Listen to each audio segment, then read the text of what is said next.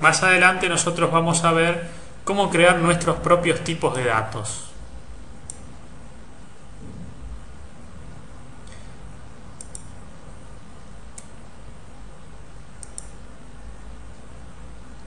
Entonces, para utilizar los tipos de datos que existen dentro del espacio de nombres system.text, por ejemplo, sin la necesidad de escribir system.text delante de cada uno de esos tipos de datos, podemos agregar el using en la parte superior de cada uno de los archivos. Sigamos bajando en el código. Ahora nos encontramos con la instrucción namespace. Esto es porque cada uno de los archivos donde nosotros vamos a escribir código dentro de nuestras aplicaciones puede tener un espacio de nombres distinto. Recordemos que los espacios de nombres sirven para identificar un conjunto de tipo de datos con alguna característica en común. Tal vez nosotros dentro del namespace tipo de datos, que si nos fijamos es exactamente el mismo nombre que el proyecto, aunque nosotros podríamos después cambiarlo, simplemente modificando el nombre aquí. Les decía, dentro del espacio de nombres, tipos de datos, lo más probable es que escribamos varias líneas de código, varios tipos de datos relacionados únicamente con esta demo. Es por eso que los estamos agrupando a todos ellos de forma lógica dentro de un espacio de nombres llamado tipo de datos. Dentro de los espacios de nombres, entonces, empezamos a definir nuestros tipos. En este caso, el tipo de datos que nosotros estamos definiendo se llama calculadora. Y calculadora está heredando de otro tipo de datos llamado form. Form es justamente un tipo de datos que nos permite a nosotros graficar formularios en Windows.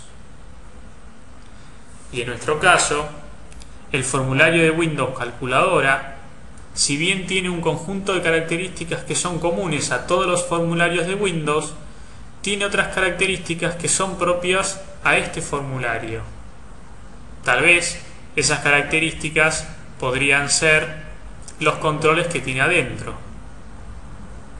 Si bien calculadora es un formulario y como tal tiene bordes, tiene contenido y tiene botones para maximizar, minimizar o cerrar, lo cierto es que los controles que tiene dentro son únicos del tipo de dato calculadora y no son compartidos por ningún otro formulario de Windows. Esto hace a este tipo de datos calculadora único, de forma tal que nosotros, al definir un tipo de datos calculadora que hereda de form, no vamos a tener que escribir el código necesario para dibujar un formulario en pantalla, para minimizarlo, maximizarlo o cerrarlo, o poder cambiar el tamaño. Toda esta funcionalidad calculadora la va a heredar del tipo de datos form. Lo único que nosotros vamos a tener que hacer es escribir el código para lo que calculadora agrega a su tipo de datos base, o sea, para lo que calculadora agrega al tipo de datos form. En este caso, calculadora tiene como principal diferencia la posibilidad de sumar, y como un formulario en principio no sabe sumar, nosotros vamos a tener que escribir el código necesario para que lo pueda hacer. Entonces, form es un tipo de datos, calculadora es un tipo de datos, y en este caso calculadora está heredando un conjunto de funcionalidad, una interfaz gráfica y un conjunto de datos propio de los formularios.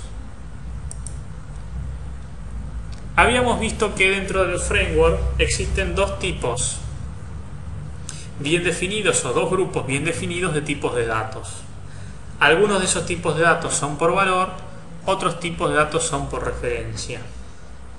Los tipos de datos por referencia, y de los cuales vamos a explicar más un poco más adelante, siempre son definidos dentro del framework como clases, de forma tal que la palabra que nosotros utilizamos es class.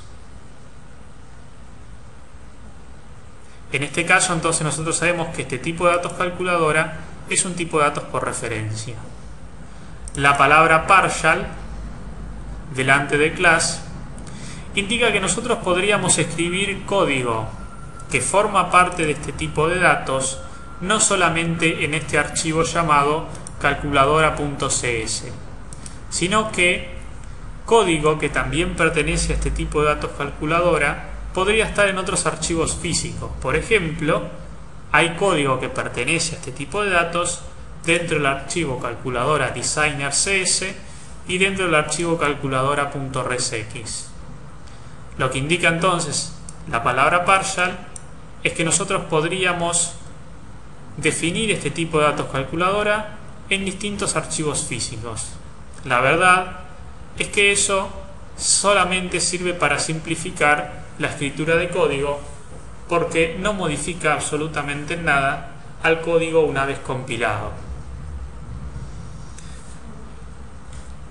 Por último, o al comienzo, tenemos el modificador de acceso.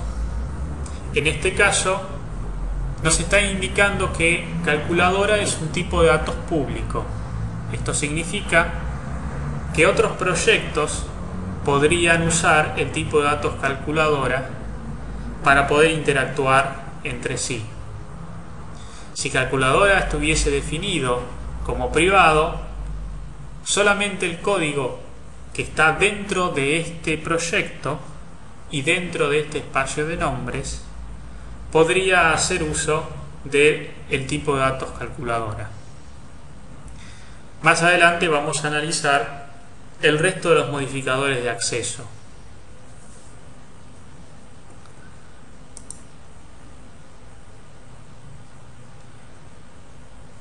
Debajo de la definición del tipo de datos calculadora tenemos un método cuyo modificador es public, que tiene exactamente el mismo nombre que el tipo de datos. Al final aparecen dos paréntesis. Todos los tipos de datos por referencia en el Net Framework tienen un método especial cuyo nombre es exactamente igual al tipo de datos y que recibe el nombre de constructor. Este método puede o no tener código interno, pero siempre que se genere una instancia del tipo de datos, o sea, siempre que se genere un nuevo formulario calculadora, el código que existe dentro del constructor va a ser ejecutado. Cuando decimos generar una instancia de calculadora,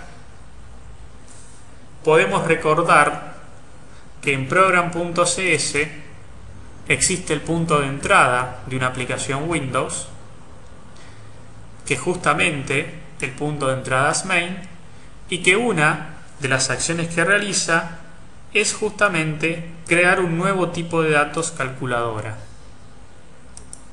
El tipo de datos calculadora no va a ser cargado en memoria y no se va a poder utilizar hasta que se genere una nueva instancia de ese tipo de datos, o sea, hasta que se genere un objeto en tiempo de ejecución cuyo tipo de datos sea calculadora.